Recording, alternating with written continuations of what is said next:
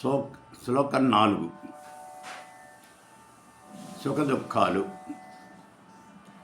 ఈ శ్లోకంలో భగవత్పాదుల వారు సుఖదుఖాలను గురించి వివరిస్తూ ఉన్నారు. సుఖదుఖే పదార్థోద్భవ.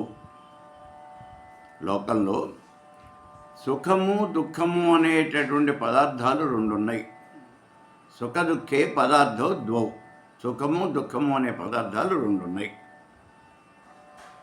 ప్రియం అప్రియకారకే. ఈ రెండు కూడా, ఒకటి ప్రియమైనటువంటిది, రెండోది అప్రియమైనటువంటిది. అయితే సుఖం బ్రహ్మ జగద్దుఖం. సుఖము అనేది బ్రహ్మ సాక్షాత్కారాన్ని కలుగజేస్తే, దుఃఖము అనేది ఈ చరాచర జగత్తును కలుగజేస్తుంది. అయి దుఃఖకారకము అని చెప్తూ ఉన్నారు.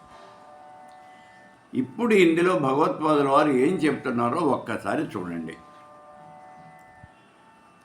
సుఖదుఖే పదార్థోద్భవ. లోకంలో సుఖము దుఃఖము అనేటటువంటి రెండు విషయాలు ఉన్నాయి అన్నారు. ఏమిటి ఈ సుఖము అంటే? మనస్సుకు ఆనందాన్ని ఇచ్చేది సుఖం. అలా కాకుండా మనస్సుకి కొంచెం బాధ కల్పించేటటువంటిది దుఃఖం. ఆనందాన్ని కలిగించే సుఖం, బాధను కలిగించేది దుఃఖం. ఇవి ఉన్నటువంటివి. ఇప్పుడు ముందుగా మనం ఆనందాన్ని చూద్దాం. ఆనందము అంటే ఏమిటి అసలు? మనసుకి సుఖం కలగటం అని చెప్పుకున్నాం. ఈ ఆనందము అనేది రెండు రకాలుగా ఉంటుంది. ఈ సుఖము అనేది రెండు రకాలుగా ఉంటుంది. ఏమిటది? క్షణికమైనటువంటి సుఖము, శాశ్వతమైనటువంటి సుఖము అని రెండు రకాలైనటువంటి సుఖాలు ఉంటాయి. క్షణికమైనటువంటి సుఖము, శాశ్వతమైనటువంటి సుఖము.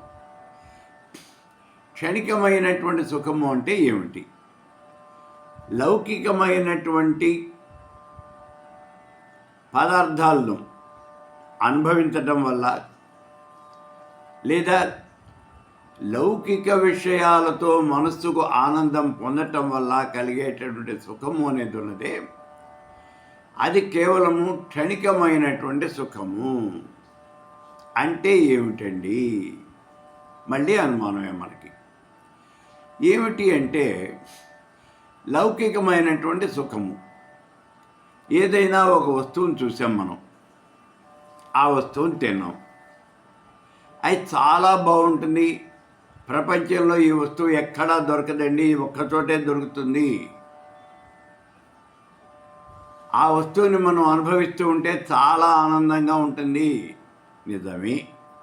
చాలా సుఖంగా ఉంటుంది, నిజమే. ఎంతసేపు ఉంటుంది ఆ సుఖం? ఎంతసేపు ఉంటుంది? ఆ సుఖం ఎప్పుడూ కూడా మనం దాన్ని అనుభవించే వరకే ఉంటుంది తప్పించి, అనుభవించిన తర్వాత ఆ సుఖం అనేది ఏమి ఉండదు అక్కడ.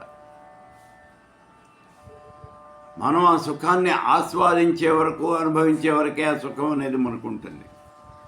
లేకపోతే ఆ సుఖం ఉండదు. ఇక్కడ చూడండి, ఒక చిన్న విషయం ఏమంటే, ఒక స్వీట్ షాప్కి వెళ్ళాం మనం. ఆ స్వీట్ షాప్లో రకరకాల పదార్థాలు అమ్ముతూ ఉన్నాడు.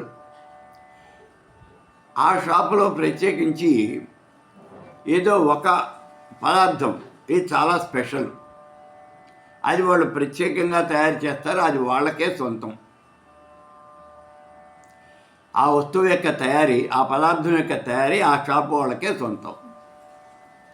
సరే, చాలా బాగుంటుంది అని ప్రతీది దాన్ని తీసుకున్నాం, తిన్నాం, చాలా బాగుంది, అనుమానం ఏమీ లేదు. చాలా చాలా చాలా బాగుంది. మనం చెప్పలేము అసలు, అన్ని చాలా చెప్పుకోవాలి, అంత చాలా బాగుంది. సుఖం పొందాం, ఆనందం పొందాం. ఈ ఆనందం ఎంతసేపు ఉన్నది నీకు? ఇది క్షణికమైనటువంటి ఆనందము. ఈ ఆనందం క్షణికమైనటువంటి ఆనందం. ఎందుకని క్షణికమైనటువంటి ఆనందం? ఈ ఆనందము అనేది ఆ పదార్థాన్ని మనం తింటూ ఉన్నంత వరకే ఉంటుంది. లడ్డు ఉంది, ఆ లడ్డూని తీసుకుని తింటున్నాం, దాంట్లో తీపి అనేది ఎంతవరకు ఉంది? దాన్ని మనం తింటూ ఉన్నంత వరకే ఆ తీపి అనేది మనం ఆస్వాదిస్తున్నాం. తినేసిన తర్వాత ఇంకా తీపి అనేది ఉండదు, దాని గుర్తు మాత్రమే ఉంటుంది. అంటే లౌకికమైనటువంటి వస్తువుల్ని మనం అనుభవిస్తూ ఉన్నంతసేపే దాని యొక్క ఆనందము అనేది ఉంటుంది, దానివల్ల మనం పొందేటటువంటి సుఖము అనేది ఉంటుంది. అంతే తప్పించి ఆ తర్వాత దానివల్ల మనం పొందేటటువంటి సుఖము ఆనందము అనేవి ఏమాత్రము కూడా ఉండవు. కాబట్టి లౌకిక సుఖాలన్నీ కూడా క్షణభంగురాలు, ఇది మనం గుర్తించాల్సింది. లౌకికమైనటువంటి సుఖము అనేది క్షణభంగురము, ఆ క్షణంలో ఉంటుంది, మరో క్షణంలో ఇంకా ఆ సుఖం అనేది ఉండదు.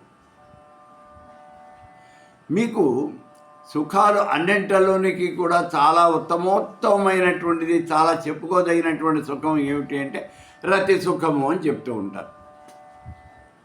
అది కూడా అనుభవించినంత వరకే ఉంటుంది తప్పించి ఆ తర్వాత ఏముండదు. పైపెచ్చు ఈ సుఖాలన్నీ కూడా అనుభవించినంత వరకు ఆనందంగా ఉంటాయి, ఆ తర్వాత దుఃఖాన్ని కలగజేస్తాయి. మనం గుర్తించాల్సిన విషయం అది. మనం అనుభవించినంత వరకు ఇవన్నీ కూడా సుఖంగానే ఉంటాయి, చాలా ఆనందంగా ఉంటాయి, మనసుకు ఆహ్లాదాన్ని కలిగిస్తాయి.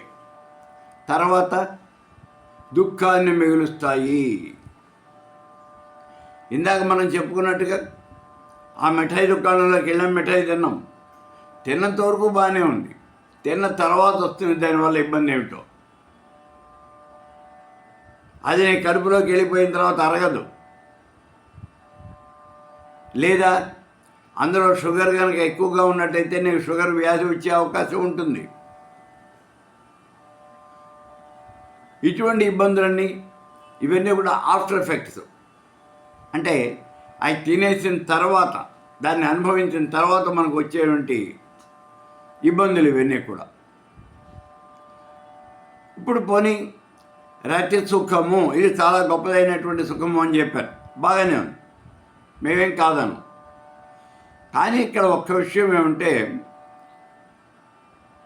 ఆ క్రియ తరువాత ఆ జీవి ఎంత అలసిపోతుందో చూడండి.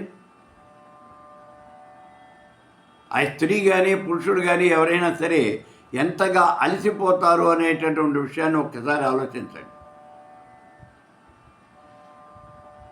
దానివల్ల వచ్చే ఇబ్బందులు ఏమున్నాయి అనేది నాకన్నా మీకే ఎక్కువగా తెలుసు. కాబట్టి ఇవన్నీ కూడా, ఈ లౌకికమైనటువంటి సుఖాలన్నీ కూడా దుఃఖాన్ని మిగిల్చేవే ఏవైనా సరే. ఇవాళ మనం విపరీతంగా ధనం సంపాదించాం, చాలా ధనికులయ్యాం, చాలా గొప్ప పేరు ప్రతిష్ట సంపాదించుకున్నాం, ఇది ఆనందమే, సుఖమే. కానీ దీనివల్ల మనకి అనుకోకుండానే ఇబ్బందులు అనేవి వస్తున్నాయి. మన దగ్గర బోల్డంత ధనం ఉన్నది అని తెలిసిన తర్వాత దొంగలు మన తల పగలగొట్టి ధనాన్ని ఎత్తుకుపోతారు, మనని మోసం చేస్తారు, మనని లూటీ చేస్తారు. సంపాదించడం కాదు ఇక్కడ ముఖ్యం, దాన్ని జాగ్రత్త పరుచుకోవటం అనేది ముఖ్యం. కాబట్టి దీనికోసం మళ్ళీ అనేక రకాలైన ఇబ్బందులు పడాలి. కొంతకాలం క్రితం అరేబియాలో ఒక రాజు తన యొక్క ప్రియురాలకి వజ్రాలు పొదిగినటువంటి ఒక బంగారు జాకెట్ ఆయన తయారు చేయించాడు. బంగారంతో జాకెట్ తయారు చేయించి దాని మీద వజ్రాలు పొదిగించాడు. ఆ రోజుల్లో దాని ఖరీదు 4 కోట్ల రూపాయలు అని వేశాడు పేపర్లో.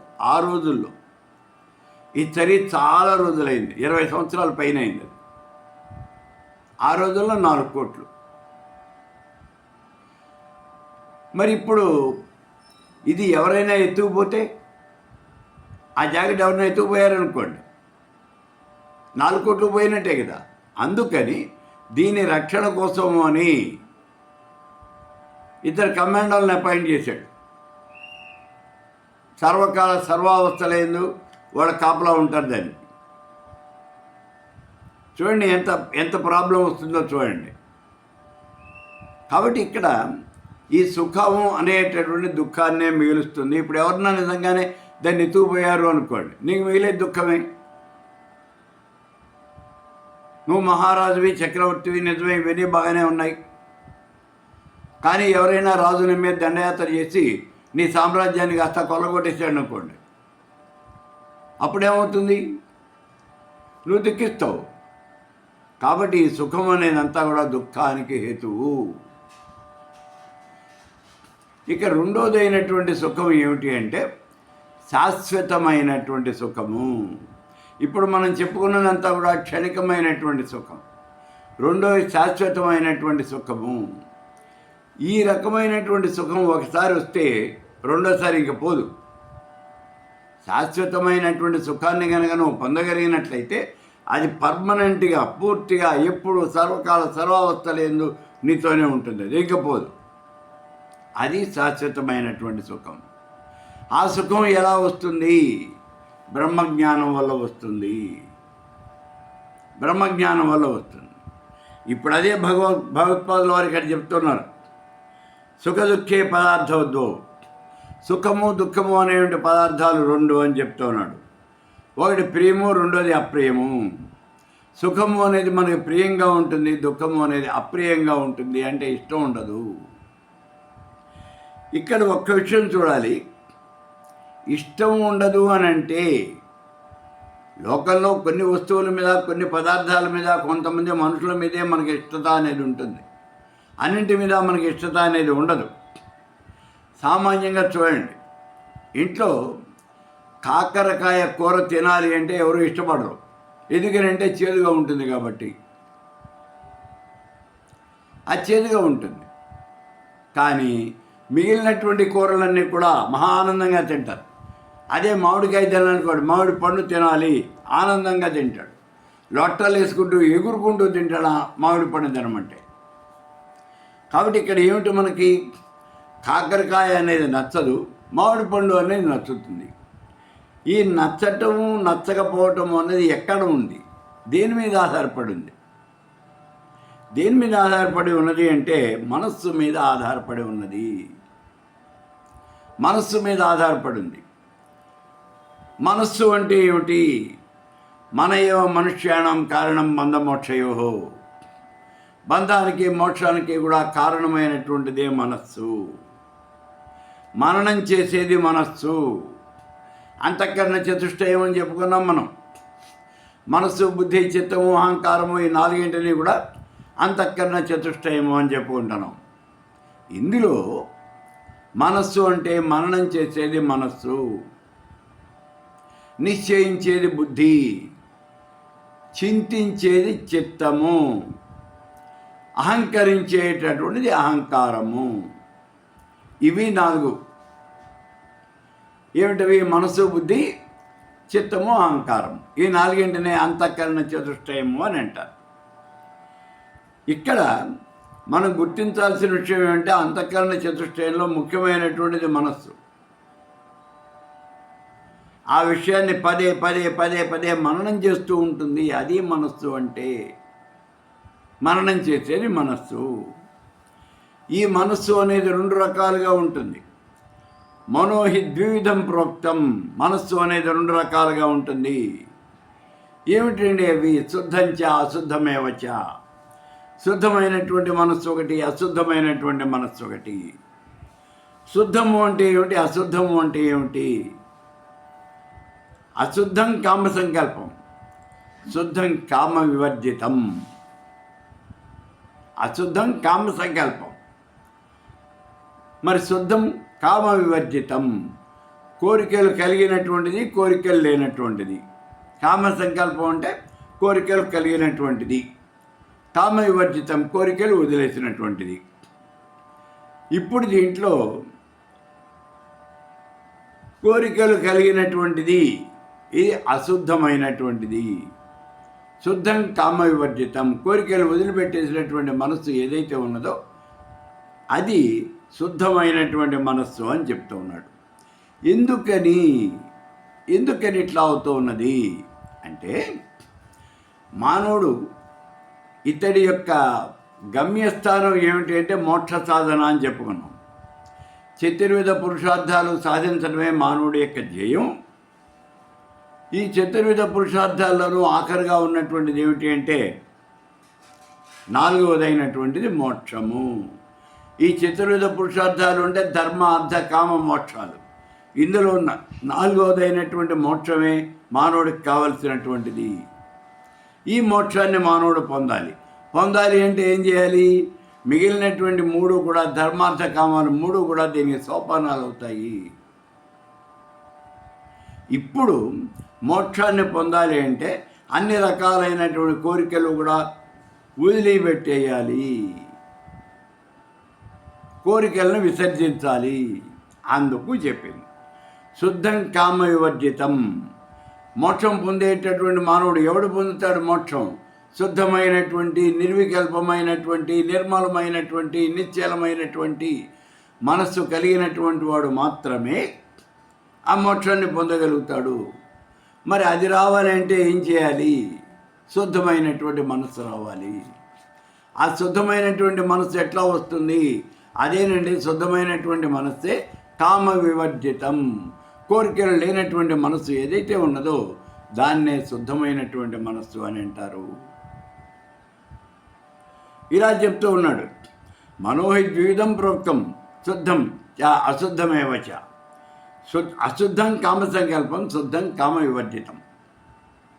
అయితే బంధానికి మోక్షానికి తేడా ఏమిటండి? ఐక్యమైనటువంటి బంధాలు అని చెప్పుకున్నాం మనం. ముక్తి అంటే ఏమిటి? విముక్తి. విముక్తి అంటే ఐక్యమైనటువంటి బంధనాల నుంచి విముక్తి పొందటమే, వాటి నుంచి విడిపడటమే, దూరంగా ఉండటము. అదే ముక్తి అన్నాం. ఐక్యమైనటువంటి బంధాలన్నీ కూడా తెంచుకోవటం, వాటి నుంచి విడిపడటం, అదే ముక్తి అన్నాం. బాగుంది. ఇప్పుడు ఈ ముక్తి రావాలి అంటే బంధాల నుంచి విముక్తి పొందాలి. విముక్తి పొందటము, పొందకపోవటము ఇది ఎక్కడ ఉంటుంది? మనస్సులోనే ఉంటుంది. మనస్సులోనే ఉంటుంది. ఇందాకే మనం చెప్పుకున్నాం కదా, శుద్ధమైనటువంటి మనస్సు, అశుద్ధమైనటువంటి మనస్సు అని. అశుద్ధమైనటువంటి మనస్సు ఏమో బంధాలు కోరుతుంది, శుద్ధమైనటువంటి మనస్సు ఏమో బంధాలని తెంపేసుకుని పెడుతుంది. అందుకే ఇక్కడ ఏమంటున్నాడు అంటే, మన ఏవ మనుష్యాణం కారణం బంధం మోక్షయో. మానవుల యొక్క బంధానికి కానీ మోక్షానికి కానీ కారణం ఏమిటి అంటే మనస్సే కారణము. మన ఏవ మనుష్యాణం కారణం బంధం మోక్షయో. బంధం మోక్షాలకి రెండింటికి కూడా కారణం ఏమిటి అంటే మనస్సే. అయితే బంధం అంటే ఏమిటి? మోక్షం అంటే ఏమిటి? బంధయా విషయాసక్తం ముక్తై నిర్విషయం స్మృతం. విషయాల యందు ఆసక్తి కలిగి ఉండటాన్నే బంధము అని అంటారు. విషయాల యందు ఆసక్తి లేకపోవటాన్నే మోక్షము అని అంటారు. అంతే, చాలా సింపుల్. చూడండి, బంధానికి మోక్షానికి తేడా నా అనేటటువంటి ఒక్క అక్షరం. ఈ లౌకికమైనటువంటి విషయాలన్నీ కూడా మమ అనుకుంటే బంధం, నా మమ అనుకుంటే మోక్షం. మమాకి నా మమాకి తేడాల్లో ఏమిటి అంటే నా అనేటటువంటి అక్షరం ఒక్కటే. ఇవన్నీ నావి అని అనుకుంటే నీకు బంధం అనేది వచ్చేసింది. నా భార్య, నా పిల్లలు, నా ఇల్లు, నా సంసారం, నా ధనం, సిరి సంపదలు, భోగభాగ్యాలు ఇవన్నీ నావి. ఇలా ఎప్పుడైతే నువ్వు అలా భావన చేసావో, ఇవన్నీ నావి అని భావన చేసావో, అప్పుడు నీకు ఈ బంధాలు అనేవి ఏర్పడ్డాయి. నిన్న మనం చెప్పుకున్నాం చూడండి, ఈ మనం అనుభవించేవంటి ఈ బంధాలు, ఈ కర్మ అంతా కూడా కొన్ని రకాలైనటువంటి కర్మలు కావాలి అని అనుభవిస్తాం, కొన్ని తప్పవు కాబట్టి అనుభవిస్తాం, కొన్ని ఇతరుల కోసం అనుభవిస్తాము అని కూడా మనం చెప్పుకున్నాం. మనం కావాలి అని అనుభవించే కర్మలు భార్య పిల్లల యందు ప్రేమ, అభిమానం, మన వాళ్ళ యందు ఉండేటటువంటి అభిమానం, ప్రేమ, ఇవన్నీ కూడా మనం కావాలి అని అనుభవిస్తూ ఉన్నాం. ఈ రకమైనటువంటి బంధాలన్నీ కూడా పట్టుతాళ్ళు అన్నాం. పట్టుతాళ్ళతో మన చేతులకు వేసిన సంఖ్యలు. అవి పట్టుతాడైనా కంబారు తాడైనా ఏ తాడైనా ఒకటే. ఏ రాయి అయినా ఒకటే పళ్ళోడు కొట్టుకోవాలి అంటే, అది కంకర్రాయి అయితే ఏమిటి, ఇనపరాయి అయితే ఏమిటి. అలాగే ఇక్కడ కూడా ఈ బంధాలు అనేవి ఏ రకంగా ఉన్నప్పటికీ కూడా నీకు బంధమే. ఆ బంధాలతో నీకు ఏమవుతుంది, విషయంలో ఏందో ఆసక్తి అనేది పెరుగుతోంది. అందుకే మనకి చూడండి, భార్యేషణ, పుత్రేషణ, ఇవన్నీ కూడా ఉన్నాయి అన్నారు. అంటే ఈషణత్రయం ఉన్నారు. ఈ ఈషణత్రయం ఎందుకు వస్తుంది మనకి? ధనేషణ, దారేషణ, పుత్రేషణ. ధనం సంపాదించాలి అనే కోరిక ఎందుకు కలుగుతుంది నీకు? ధనం సంపాదించాలి అనే కోరిక. దారేషణ, పుత్రేషణ. పెళ్లి చేసుకున్నావు, భార్య వచ్చింది, ఆవిడని సుఖపెట్టాలి. ఆవిడని సుఖపెట్టకపోతే నీకు సుఖం ఉండదు.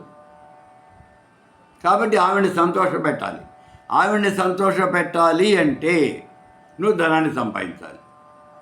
ఆవిడ కోసం సంపాదించాలి ధనాన్ని. తర్వాత పిల్లల్ని కన్నావు. ఈ పిల్లలందరూ పెద్దవాళ్ళు కావాలి, ప్రయోజకులు కావాలి అంటే నువ్వు వాళ్ళ కోసం ధనం సంపాదించాలి. కాబట్టి ధనేషణ, ధనం మీద కోరిక. ఇలా ఒకదాని మించి ఒకటి, ఒకదాని మించి ఒకటి అన్నీ వెళ్ళిపోతూ ఉంటాయి, పెరిగిపోతూ ఉంటాయి. అందుకే మనం చెప్పుకున్నాం, వాన్సార్ అన్లిమిటెడ్, కోరికలు అపరిమితమైనటువంటివి. ఒక కోరిక తీర్తే ఇంకో కోరిక, ఇంకో కోరిక తీర్తే ఇంకో కోరిక, అలా ఒకటి దాని తర్వాత ఒకటి, ఒకటి తర్వాత ఒకటి వచ్చేస్తూనే ఉంటాయి. పుట్టలు పుట్టలుగా వచ్చేస్తూ ఉంటాయి ఈ కోరికలన్నీ కూడా. కాబట్టి ఈ కోరికలు తీర్చుకోవడంలోనే నీ జీవితం అంతా పూర్తి అయిపోతుంది. అదే బంధాలు. విషయములందు ఆసక్తి కలిగి ఉండటమే బంధము. అదే బంధము అంటే. మరి అందుకే చెప్పాడు, బంధయా విషయాసక్తం ముక్తై నిర్విషయం స్మృతం. విషయములందు ఆసక్తి లేకపోవటం అనేదే ముక్తి అన్నాడు. కాబట్టి మమ నమమ ఇక్కడ రెండే పదాలు.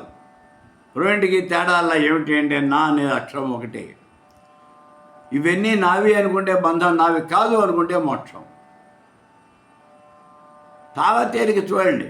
మోక్షం పొందడానికి పెద్ద కష్టపడక్కర్లేదు. ఇవేవి నావి కాదు అనుకోవాలంతే. మరి ఏమిటండి కష్టం? ఆ మాట అనుకోగలిగా నువ్వు? ఇవన్నీ నావి కావు అని నువ్వు అనుకోవాలి కదా, అనుకోగలగాలి కదా ముందు. అలా అనుకోవటమే కష్టము. మరి నిజంగానే కష్టం అండి? ఏం కష్టం లేదు. నేను ఇలా అనుకోవాలి, వీటికి నాకు సంబంధం లేదు అని నిశ్చయం చేసుకున్నట్లయితే, నిశ్చయించేది ఏమిటి? బుద్ధి. ఆ బుద్ధి కనుక నీకు ఉన్నట్లయితే, నువ్వు నిశ్చయం కనుక చేసుకున్నట్లయితే, నువ్వు వాటన్ని వదిలిపెట్టేస్తావు. వదిలిపెట్టేసి నువ్వు మోక్ష మార్గం వైపుగా నడుస్తావు. అది ఇక్కడ జరిగేది. అయితే ఇక్కడ చూడండి, యతో నిర్విషయస్య మనసు ముక్తిరేవచ అతో నిర్విషయం నిత్యం మనఃకార్యం ముముక్షణ. ఏ కారణం చేత విషయాసక్తం కానటువంటి మనస్సుకి మోక్షం చెప్పబడిందో ఆ కారణంతోనే ముముక్షు యొక్క మనస్సుకి విషయరాహిత్యము అనేది చెప్పాలి. నువ్వు మోక్షం పొందాలంటే చేయాల్సింది ఏమిటి? శాశ్వతమైనటువంటి సుఖం పొందాలి అంటే, మోక్షం అంటే శాశ్వతమైనటువంటి సుఖం ఉంది. ఆ సుఖాన్ని పొందాలి అంటే ఏం చేయాలి? నువ్వు ఏం చేయాలి? బంధాల నుంచి బయటపడాలి. బంధాల నుంచి బయటపడాలి అంటే నా మమ అనుకోవాలి. ఇవి ఏవి కూడా నావి కాదు, నాకు సంబంధం లేదు అని అనుకోవాలి. కాబట్టి అదే మాట నువ్వు అనుకున్నట్లయితే, దాన్నే కనుక నువ్వు నిశ్చయం చేసుకున్నట్లయితే, అదేం పెద్ద కష్టమైనటువంటిది కాదు. బంధాల నుంచి బయటపడటం అనేది కష్టం ఏమాత్రమూ కాదు. అయితే నువ్వు నిశ్చయించుకోగలగాలి. నేను బంధాల నుంచి బయటకు వచ్చేస్తాను, బంధాల్లో ఉండను, నాకు ఈ విషయాలకు సంబంధం లేదు అని కనుక నువ్వు నిశ్చయం చేసుకుంటే అది నీకు చాలా తేలికైనటువంటి పని. ఈ చరాచర జగత్తునంతటిని కూడా సృష్టించేది ఎవరు అంటే మనస్సే.